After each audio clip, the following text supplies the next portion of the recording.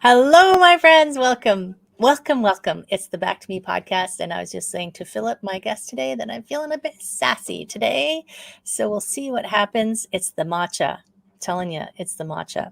So welcome to Back to Me, where you are going to get tools and tricks and tips and resources and anything magical that I can bring you to help you thrive, because that's why you are here. So today is Philip Wride. Almost rhymes with thrive. Almost. And if I say it fast. Hello, Philip. Hello, Heather. How are you doing? I think that's one of the nicest introductions, because most people go, "Oh, if I change your name, change the letters around, actually, your surname's weird." Oh, I like that, actually. But I'm going to have thrive instead. I'll just Well, that's fine. Yeah, that works. to weird later. So Philip is going to talk to us about some super amazing things, I know, because I read all the information. But first, my guests know this, I love knowing what happened to draw you into this world of life business coach from tech guy. And you wrote a book and you've got stuff happening. I mean, it's all going to come out eventually. But where did you start to bring you here? January 2020. Such a big date. It was for me, because I broke my neck playing rugby. And I didn't know it was broken for 7 weeks. Seriously? Yeah. So I was playing. I went to make a tackle. So I lined this guy up. I was like, okay, he's running towards me. I'm gonna put my body in, make the tackle. Normally, you are meant to cushion your head on the softest part of your opponent, which is their bum. I actually got my head in the wrong place, so his thigh came straight through into my face. We were both laid out on the ground. I was like, oh, a little bit of pain. Everything's a little bit stiff. So I walked off, drove home, not being able to move my head or my neck. That was one of the toughest drives I have ever done. Oh my gosh, probably not seeing either. No, it wasn't, because all I could do was move my eyes to look in my mirrors, and I had to take it really slowly. It was like, okay, let's stay on the inside lane. Let's go slowly. Let's just make sure we get home. But the club had physio that we were able to go to when we had, niggles and injuries and things like that. So I did that because I thought, everything's gone into spasm. It's stiff. It's like I've just done a really hard gym session. So I've overworked it, and I just need to get somebody in there, thumbs, and just ease it off. So I did that for 7 weeks until the physio went, "It's not really doing anything. Maybe you should go and get some scans." So I did. And then, a consultant sat me down after a set of scans. I was like, C5, C6, it's broken. We want to do about 6 hours worth of surgery. We want to go in through the front and in through the back and put a plate and screws in, and it's all be fine. I was like, I'm not feeling that. Plus I couldn't actually afford the surgery. So I was like, you know what? Thanks for the information. I'll see you later. I'm going to walk out of here, and I'm going to put faith in my body and hope that it heals. Whoa. That's crazy. First of all, because I'm in Canada, it's like, pay for the surgery. I had surgery on my wrist in December and last year, and I'm like, I didn't pay for surgery. But I hear you. I don't know if you know the story of Joe Dispenza. You must know the story of Joe Dispenza. I've heard a couple of different ones, yeah.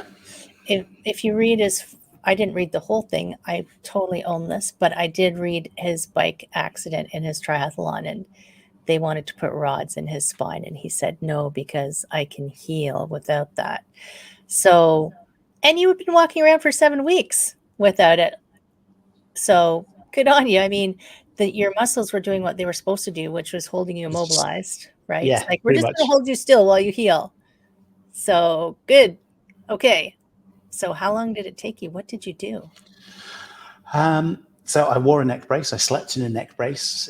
I didn't do much, because it was like, I'm not sure what's going to be the right thing for this. Over time, yes, the muscles eased off. It became easier. Yeah, I got movement back. 18 months later, I went to get another set of scans, different consultant, and he was like, it's a miracle. Because all of the research that he'd done for the case. So I was referred in by a specialist sports physio who used to work with the South African rugby team. So again, for sports injury wise and the type of injuries for rugby, he was like, okay, I get this, I understand. I'll refer you in, go and have a chat with my colleague, get some new scans done. And so this sort of spinal specialist was like, all of the cases that I've been able to find are from people who waited 3 weeks and then had surgery. I haven't been able to find anything of people who were silly enough to not have surgery. Right. Okay. So it's like, okay, great. So we're on a good start here. Yeah. Got the new set of scans, and he was like, you have grown new bone around the break. You've got full range of movement. You've got strength as if nothing happened. Okay. Off you go. See you later. Have fun. Just don't do anything stupid like Play get in rugby. a car crash, play rugby, anything that, whiplash type effects. So no more skydiving. So it's like, apart from that, away you go. So I was fortunate in that respect that, there, I guess, long-term effects, we'll wait and see. My neck is slightly twisted. My spine is twisted, so I'm not straight on anymore. I'm slightly twisted to the right. And it does impinge the nerve. So every now and again, I get sharp shooting pains through sort of shoulder and into my chest. But on the whole, it's fine. It's good. Well, I can keep going. And I did spend 14 years as a massage therapist. So I know that I love surgeons. I love that they can fix things, but they see surgery as the solution for everything. Do you know what I mean? It's like, well, what if your body actually knows how to heal? Yeah. I've had surgery on a knee. I've had surgery on a shoulder. Right. I turned down surgery on my ankle. And that's one of the reasons why I was like, I know my body has already healed broken stuff before. So let's see what it can do with my neck. And it would have been interesting if you had known earlier that it was broken and found a way to get a little traction to see if you didn't get that weird little twist. Like even me, when I was 3, I broke my collarbone. They didn't do surgery on it, but it does have a funny little twist to it that causes its own interesting things in movement.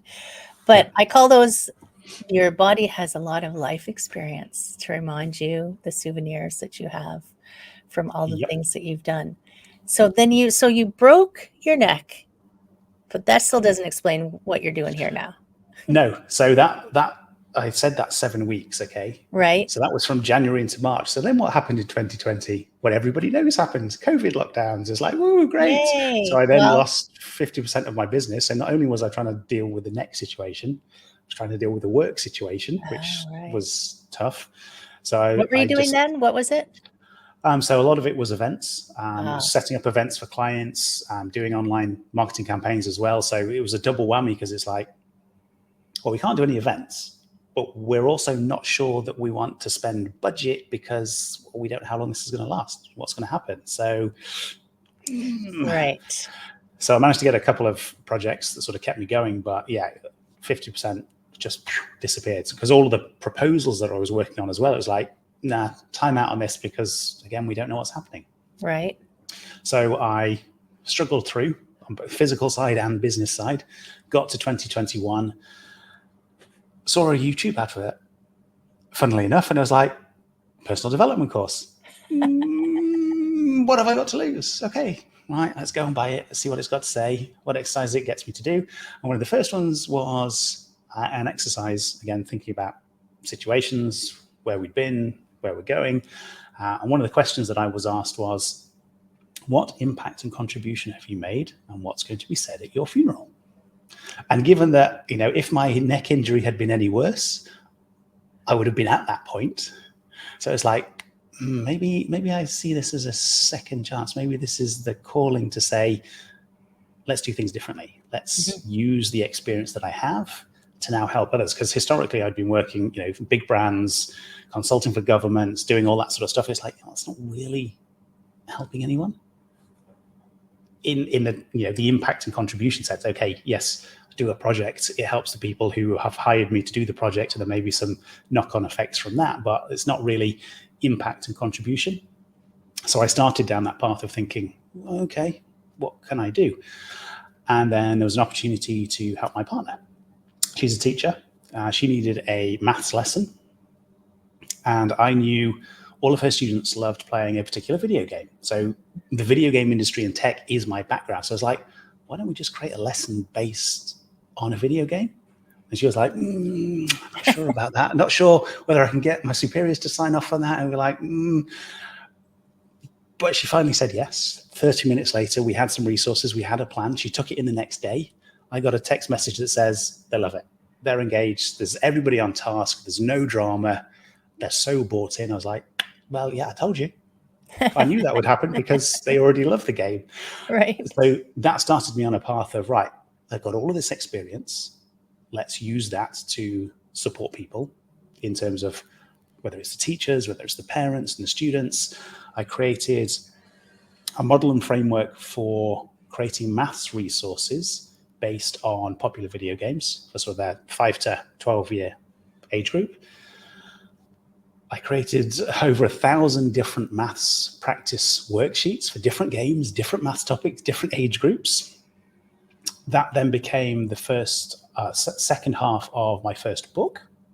But as I was going to parents, it was like, this is great. We understand that there's an opportunity to use the games that our kids are playing for maths, but we have a screen time challenge. Right. We get the arguments and the screaming and the shouting, and you've had some time. It's time to put the device away. So I was like, okay, I get this. Went and did the research, interviewed parents, interviewed child psychologists to say, share with me your strategies of how you've managed screen time. That then became the first half of the book. So my first book, called Watch Us Play, split into two. First half is about managing screen time and online safety, some of the strategies for that, how to build relationships around the video games that your kids are playing, how to understand the games that they play. And then the second half is about, okay, how you can then use those video games to improve math skills, how you can use them to create questions, what to look for inside the games. So that was sort of the journey that I was on for a year. And then I started doing some online training. So I'd been into schools and I was doing workshops for parents on all of this. Again, things to understand about tech and video games and building that relationship and using it for maths. And then I did some online training. I did a 4-day challenge for parents. And as I was creating the slides for this challenge, I created a slide that had 12 boxes on it, sort of rows of 4, of the things that impact parents' ability to manage screen time. So relationships was one of those. Like, parents' relationships with tech impact child's relationship with tech. But I then looked at these 12 boxes and went, that's not just about managing tech and screen time. That's actually stuff that impacts all areas of life. It was a life model. And that's when I said, okay, there's something bigger here than the stuff that I've been doing around video games and maths. This is to help a lot of people make changes in their life. Because I recognize myself in some of these boxes, and right. Relationships, convenience, time, location, perception, fear. Is like, okay. And that then became the 12 chains. So the 12 chains in life that hold us back. And that became the core topic for my second book, which is Finally Find Freedom. And what I am now taking people through in terms of, okay, if you're feeling stuck and frustrated, maybe because you're being held back by some of these chains. So if we can help you uncover them and show you the steps to break free of them, make those changes in life, find the freedom that you're looking for, make progress on the path to, whatever your goals are, whatever your dream, your vision is for your life. So the feedback for that has been great. When did it come out? So November 23. Okay. So awesome. Getting towards a year out now. The feedback for that has been really positive. So a lot of the work that I do is sharing that with people, helping them uncover those chains. It's like, okay, let's think about it. It's different for different people. Some people it's like convenience. One of the ladies who read it was like, I have read this and I've realized that the time that I spend, chilling on the sofa at the end of the day or watching Netflix is probably the same amount of time that I would need to build my business. Right. And it's like, yeah, exactly. That's the whole point, because it's about seeing things differently. It's about changing that perspective to say, what are you doing now? it's clearly not working if you are not happy with everything. So what are some of those changes we can make, and how can we make them? Right. So yeah, feedback has been great for that. I'm going to be relaunching it in Q1 next year. So putting a couple of things into place for that. There's an audiobook version as well. Are you doing the talking? I am doing the narration myself. I've done that. So yeah, so that's all been done. I went into a podcast studio to record that. So there's also a video version. I need to do some slight editing on that. And so are you going to turn it into a course, I assume, somehow? I mean, come on. I have done, yes. Because it's screaming to be a course. It is a course. So the way that I've actually structured the book, okay, there's split into 3 parts. I like structure. It just makes sense for me. So it's like, okay, part 1, where are you now? Where do you want to go? Part 2, let's uncover the chains. Let's help you understand those. Part 3, okay, let's take action. Right. Let's think about, how we're going to make progress. And actually there are exercises spread throughout the book so that people can say, okay, here's a chain, right? Well, let's uncover it for you. What does that mean? Here's an exercise to do. So I've then replicated that in course version to take people through those exercises, map things out, and be like, okay, right, let's do these. Let's help you uncover them. Because then once you've uncovered them, you can start to make changes. Right. So yes, there is a course version. That's brilliant. I was thinking about your screen time comment. So have you ever read the book 24/6? No. Oh, it's a good book. So it's by Tiffany Shlain. I think she was one of the first people involved in when the internet appeared. I can't remember how. It was a few years ago I read it, but it was talking about screen time and the effect on kids' brains and also grown-ups. And she advocated taking a full 24 hours a week off of all screens, not just like TV, Netflix, phones, the whole shooting match. And it's interesting that you had to address that. I guess it's true. I guess if they're doing their homework, it's still screen time, right? But I want to play a game. In my mind, I'm like, that's not real screen time. That's working. It's like the little kid in me comes out. And I love that you actually took that structured approach of talking to all the people and finding out what they need. And then this beautiful thing has evolved out of this. I mean, that is really how life works, right? Yeah. And a lot of things happened in the last 4 odd years, right? 2020 was, I feel like 2020 was the universe smackdown, like kataya, like, yep. You guys it certainly did for me. Right? Well, in 2021 I had a stroke, so it was just like I had that same kind of smackdown. I just didn't break anything except a brain cell or two, and because that's where my program came from. It all evolved out of that experience of being in the hospital and what do you do with that, right? I mean, a lot of things happened in my life. Former corporate, same as you, like, I'm not helping anybody. I'm going to get out of here and go and help people. But I like so your program now isn't just for kids. I'm just imagining this. So I've got a couple of different programs. So there's sort of the stuff that's for parents and kids and teachers.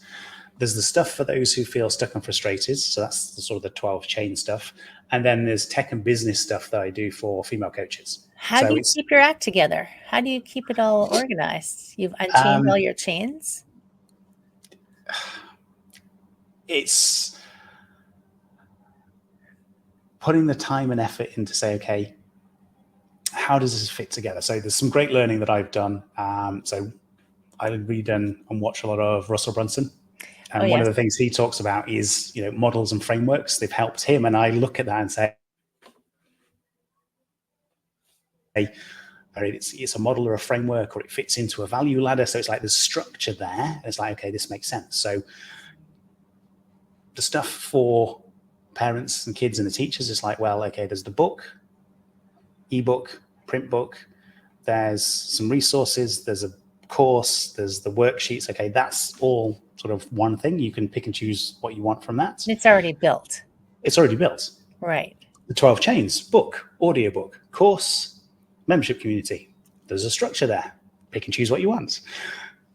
All the tech and business stuff. Again, I'm in the process of creating that sort of course as it's going to be, again, as a community. So you can pick and choose what level you want. If you just want the course, if you want a bit more support, if you want me to do it for you, there's all those sorts of things. It fits within a structure. And then inside of each of those structures, there's the models and frameworks. So it's like for business, you've got the 4Ds of business, you've got the 3Cs, you've got, all of these things that I create. On the parents and the math side, it's like the parrot framework. These are the things that you need to look for inside the games to be able to create your maths questions. So everything that I do, I do through that lens, because it becomes easier to create it, easier to talk about it, and then easier to say, look, here are all the things that you get. I can give you the descriptions of what each of these things are and how they can support you. I envy your organization. As I said before we came on, I'm a bit of a squirrel, and I was like, wow, what's that over there? Wait, no, you're supposed to be doing this, but look over there. So I guess everybody's got their own things that they have challenges. So speaking of challenges, let's make this magic segue into your chains. So why did you call them chains? I guess because they're holding you in a way. And what kinds of things are your chains? Yeah, so I use chains for exactly that reason. That whenever you say chains, there's almost a natural image of being bound or holding something back or securing something. It's like, that's exactly it. There are these things that hold us back from doing what we want, being who we want to be, moving on a path that we look forward to, that we've got a vision for, and it's like something holding me back. Okay, what is it? It's you. A lot of the time, yeah, absolutely it is. So a couple of the chains, I've already touched on them a little bit. Convenience, relationships, perception. So what's fear. Convenience? Convenience is... And how is that a chain? The world we live in. Okay. It's too convenient. Too convenient, on demand, 24/7, all you can eat, all of these things. It's like, it comes down to choice, really. Do we give in to say, oh, just watch another episode, I'll have another slice of pizza? Convenience is there. It's whether we let ourselves fall into that trap, or whether we say, that's not good for me. You know what? I want to do something different. Like, if I can watch one less episode, I get 45 minutes back. Now, if I choose that to read or watch something more constructive, well, then maybe I can break the knowledge chain, because the knowledge chain is all about the knowledge gaps that we have. What do we need to learn to move us forward? So if we have that like dream, a web of chains. In the book, I have put them into levels. Okay, so there's 3 levels that you can work through. And because I guess the easiest way to describe it is, there are different types of chains. So at level 1, the chains are self-directed actions. Again, it's about how we use our time. So convenience, we've just talked about. Relationships, who are we spending our time with? If they're people who drain us, why are we doing it? Exactly. That's not a good use of time. Okay, so all of those sort of things are self-directed actions. So the other one, so knowledge, convenience, relationships, and speed are the chains at level 1, self-directed actions. And speed is an interesting one. And I have this conversation with a lot of people. It's like, well, what do you even mean by speed? Everything has a speed to it. Okay, and we need to become comfortable with that. Because if we're trying to build a business, it's like, would I like to have $1 million business tomorrow? Quite probably. Am I ready for that? Probably not. There may not be the systems. I may not be able to serve the clients. I may not have the right offer. I may need to have some conversations. I may need to develop myself. There's a speed to it. Some things will happen quickly. Some things need time. And the problem that we have as individuals is, on one side, we say, things are moving too fast. Technology changes all the time. I can't keep up.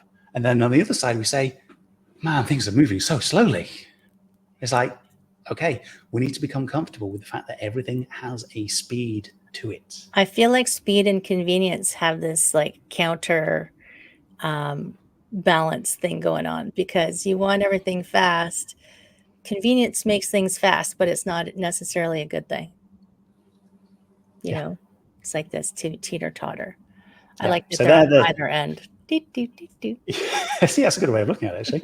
So they're the chains at level 1. Then we move into level 2, which are the external influences. Yes.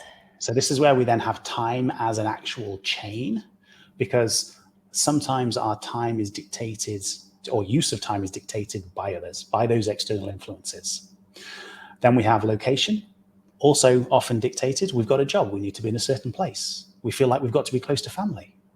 Yeah, but there's a big world out there. Okay, so it can be a chain that holds us back. And then we have priorities and responsibilities. And often the things on our to-do list are other people's priorities. They're not even our own. We get given them. It's like, can you do this for me? Yeah, of course I can. I'll just add it to my list. It's like, okay, that's great. But how many of those things on your list are for you? And how many of those things on your list are for somebody else? Because if they're all for somebody else, you're not making progress because there's nothing on the list for you. Right. That's why this is called Back to Me. Hello, back to me. There you go. And I've talked sometimes about the difference between, I call it values and priorities. So if, for instance, if you say, I really value my physical health, but you place your priority on your to-do list on something else versus, yeah, I could work out today, but I'm going to do this instead. You know, it's like that discord, that disconnect between those two, making decisions based on what's actually important versus, and there are going to be external influences, but as Mark Manson says, you can say no and not be an asshole. Yeah. Right. And actually that is one of the chapters, the power of saying no. Right. It's so important. We need to protect ourselves. We need to protect our time, and we need to become comfortable with saying no. Mm-hmm. You won't die. And then, so then we go, do we get to graduate to the next level? We do. So then next level is mental images. Ooh. So this is where we have risk, fear, pressure, and perception. It's all made up anyway. And that's exactly the point. Is it's like, what is risky for one person because it's about our interpretation of something may not be risky for someone else. Okay, we need to recognize that. Is it really risky? Is it going to impact us? Same with fear. So the example I give in the book is skydiving. I had a fear of the parachute not opening, me plummeting to the ground and going splat. Was that likely to happen? No. Did it stop me for a long time? Yes. Was it just a mental image that I created of that worst case scenario? Yes. When I went skydiving, did I love it? Yes. I thought you were supposed to do it. No, so I did that before the injury. Okay. Although I couldn't do any anymore, which is quite disappointing. But it's like I went through that and said, I'm going to do it. You know, there was a bit of FOMO going on. There were a couple of friends who were doing it for a birthday. So they were like, come and join us. Okay, yeah, why not? Woo-hoo. So I did it. Amazing experience. Loved it. And did not go splat. Right. So that fear was just a mental image that I created of a worst case scenario. And that's often the thing that we let hold us back. We are really good at creating worst case scenarios and everything. And I understand, like, I feel like evolution wise, that's kind of what kept us alive. You know, if I go walking through the woods at night, yeah, I'll probably get eaten, you know, by a big man person eating thing. But it's funny because it does stop us from doing so much. So this past weekend, although this is going to air in November, it's August. So this past weekend I was teaching, no, it's September, isn't it? Gosh, where did August go? I was teaching kayaking, and I teach kayaking to beginners. So I know in the UK it's called canoeing, but we call it kayaking, big, long things. And this one particular woman I knew she was there because she said she was working on challenging herself. And she's sitting in the kayak and she won't come out to me. I'm in deeper water. She won't come out towards me. She's not wearing a skirt. She's not attached in.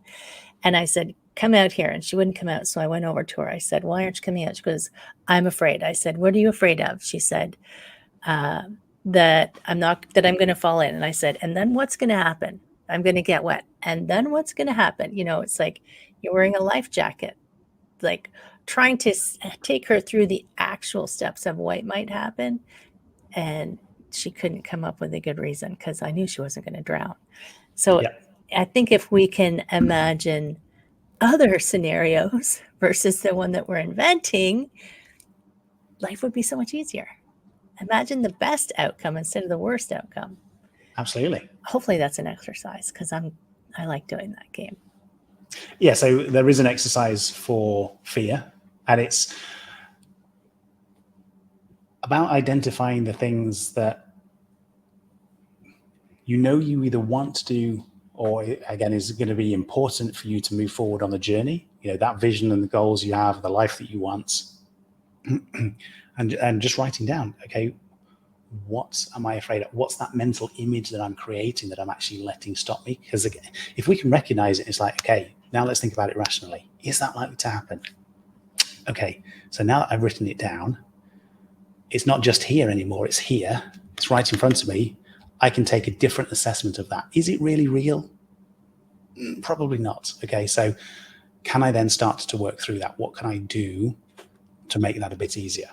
I think about those times where you've got this thing going on in your head, and then when you say it out loud to someone, you go, yeah, now that I said it out loud, it actually sounds kind of stupid, right? Now that I've said it out loud. The more you keep it in here, it just goes round and round.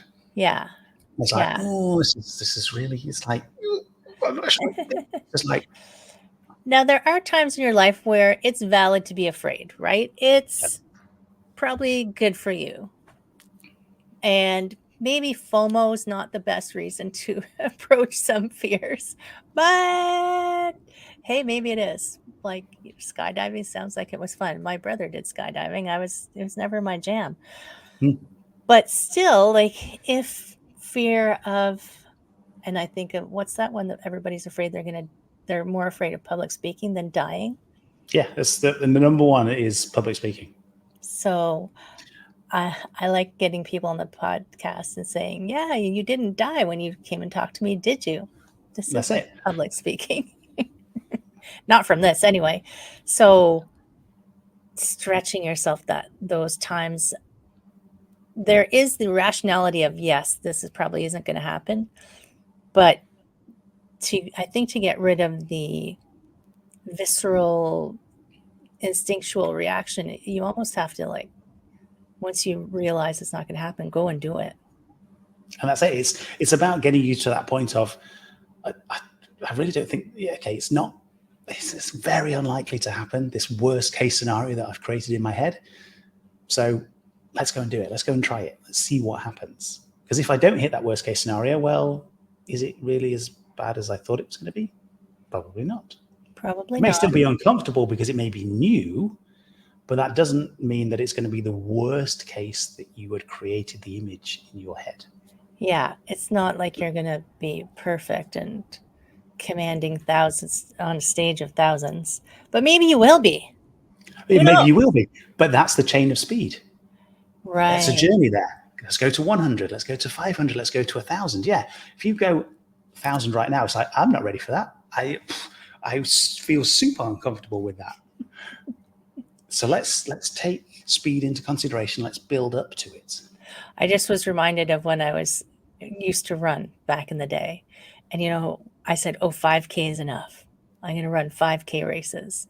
And then, maybe I can do 8. So, and then I did end up running marathons. But if you had asked me at that time when I didn't even think I could run a 5K race, if I would run a marathon, I'd say, oh, no. But there is that aspect of you just slowly build up your whatever. I'm trying to work towards 10K at the minute. You can totally do it. But it's tough for me because historically I've been a sprinter. So again, it's reconditioning myself to say, yes, I have to go for a bit longer here. Okay, let's build that up over time. You got to build up your slow-mo muscles versus your slow twitch versus your fast twitch. I'm mostly slow twitch. I was good at marathoning. I'm not so much a sprinter. Amazing. And so you have a lot of resources for people. I feel like Where do people find all of your resources that you're? So the best place is my website. So it's my name, philipride.com. And there's a couple of different bits on there. So again, whether you are looking at that parenting stuff and the screen time, there's some links and resources on there. If you're looking at 12 chains, obviously, yeah, there's some resources there. Links to getting copies of the book. If it's the sort of more business and tech stuff, again, there are links there. So it's that place. It sort of encapsulates everything, and then it's choose your own adventure. What makes sense for you? You know, what are the bits that you feel you could, maybe get some use out of additional resources? I like the choose your adventure because that's how I live my life, and that's Ride. For people who missed it at the beginning, there's a W at the beginning of Ride, so it does kind of rhyme with thrive, ride, but you can rearrange the letters to say weird. Yeah. And that's why I like you. So I feel so. One more thing, because I want to just say this because we were talking about it earlier. So your business resource stuff, you are, because people will say, who is he helping? So you're helping coaches. Female coaches, yes. Female coaches. With tech. So it's sales funnels, it's email automations, it's the way that I position it. So I did a lot of this work for the big corporates, billion-dollar e-commerce companies, airlines, and fashion retailers, and various other people. It's like, okay, let's take all of that learning, let's repackage it to say, here's how we can use it for coaches. Because a lot of us, and I'm the same, I've looked at the space, it's like, we're chasing the 3%. We're chasing the 3% of people who are ready to buy right now. I know. Which means we're competing with everybody else. I know. But if we can build the systems to nurture this 97% who aren't ready right now, we can build those systems, have them working on autopilots, convert people as and when they are ready, build that relationship, and actually business becomes so much simpler. So that's the bit that I'm focusing on. I feel like we're going to talk again. Because who loves simple in their life? I love simple in my life. That's what makes life, flow the way I like it. Before we head off to the wild blue yonder, because I know it's nighttime where you are, I always offer my guests the final word of wisdom. Or you can have more than one word. Well, I will share two quotes from the book, if I may. Yeah, absolutely. So the first one is that happiness is a state of mind, freedom is a way of living. And the second one is an acrostic that I created from the word freedom. And so each letter is a word and it creates a phrase. And that is: focused repetition enables experiences, desires, opportunities, and money. Oh, I like those things. That's amazing. I love it. We're going to have a mic drop right there. Oh my gosh, so good.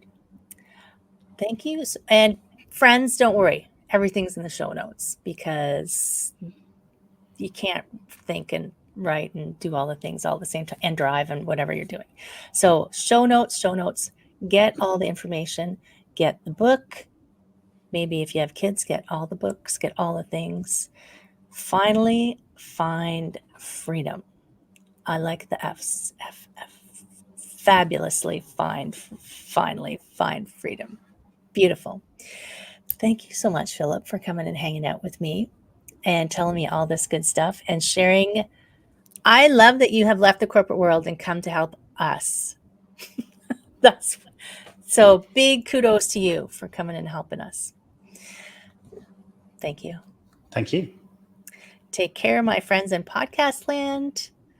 Keep it real. Keep yourself healthy. I will see you next time.